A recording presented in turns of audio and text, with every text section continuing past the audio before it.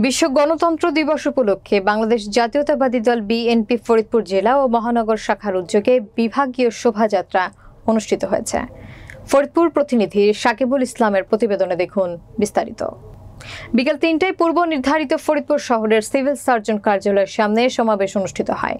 ফরিদপুর জেলা বিএনপির আহ্বায়ক সৈয়দ মোদাররেস আলী ইসার সভাপতিত্বে অনুষ্ঠানে প্রধান অতিথি হিসেবে উপস্থিত ছিলেন বিএনপির কেন্দ্রীয় ভাইস চেয়ারম্যান বরকতুল্লাহ বুলু।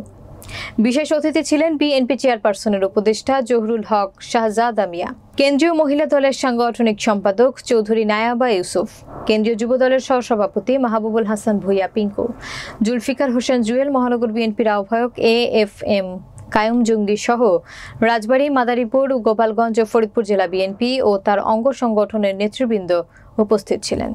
আলোচনা সভায় বক্তারা গত 5 আগস্ট ছাত্র জনতার আন্দোলনে বিএনপি ও দেশের বিভিন্ন স্থানে শহীদ ছাত্র ও পথচারীদের আত্মার মাগফিরাত কামনা করে বলেন, দীর্ঘ 17 বছর শেখ হাসিনা দেশের রাষ্ট্র ক্ষমতায় ছিলেন।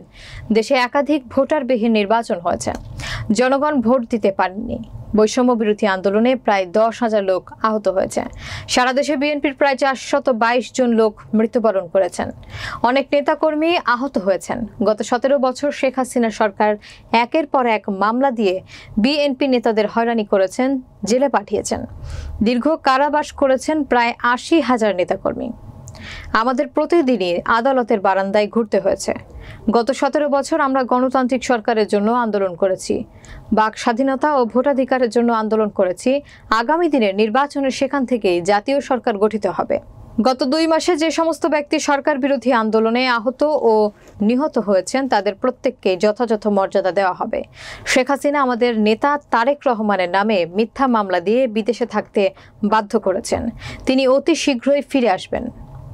আজ পর্যন্ত কোন মুসলমান বা কোন মুসলমান রাষ্ট্রনায়কের ভাগ্যে এত কোটি মানুষের জানাজার ভাগ্য জোটে নাই। শহীদ প্রেসিডেন্ট চেয়ারম্যানের জানাজায় যত লোক হয়েছে পৃথিবীর ইতিহাসে জানায়। এর মধ্য দিয়ে প্রমাণিত হয়েছে শহীদ প্রেসিডেন্ট চেয়ারম্যান একজন খাঁটি দেশপ্রেমিক ছিলেন, একজন মুমিন মুসলমান ছিলেন, একজন খাঁটি আল্লাহর ওলি ছিলেন। যিনি গলায় 30 পারা কোরআন শরীফ একে কবজ গলায় ঝুলে রেখে রাষ্ট্র পরিচালনা করতেন। পৃথিবীর ইতিহাসে, মুসলিম ইতিহাসে হযরত ওমরের পরে এত সৎ রাষ্ট্রনায়ক পৃথিবীর কোন রাষ্ট্রে কোন মানুষের ভাগ্যে জোটে নাই জিয়াউর রহমানের মতো। তাই ওনাকে শেষ বিদায় জাতি দিয়েছেন, ওনার বিদায় দিয়েছেন সেভাবে। আরেকজন নেতা আপনাদের ফরিদপুর বৃহত্তরে ওনার মেয়ে বলেছেন, শেখ হাসিনা আপনারা ভোরবেলা পর্যন্ত বলেছেন বঙ্গবন্ধু যেখানে আমরা আছি সেখানে, কিন্তু আমার বাবার লাশ 32 নম্বরের সিঁড়িতে 2 দিন পরে রইল, আপনাকে উঠে দিয়ে দেখেন নাই। আপনিও হাজার হাজার নেতা কর্মীকে গুলি করে হত্যা করেছেন, গ্রেপ্তার করেছেন, আয়নাঘর বানিয়েছেন। সেই পরিণতি আপনাকেও ভোগ করতে হয়েছে।